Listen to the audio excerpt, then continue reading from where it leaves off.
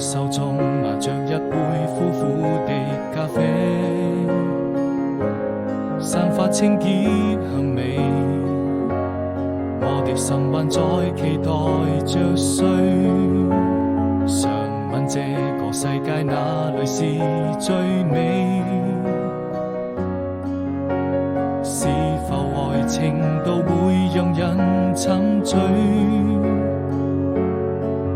第二天早晨，第一滴冰冷的雨水，送走快樂也帶來傷悲。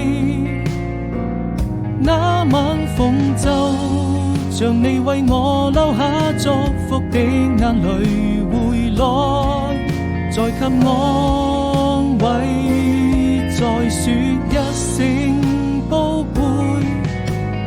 如果要分手，我也希望你好好過，我還能夠就這樣默默祝福你會快樂伴隨。記憶慢慢枯萎，世上沒有一個人懂我的脆弱，不想讓誰看見我難過。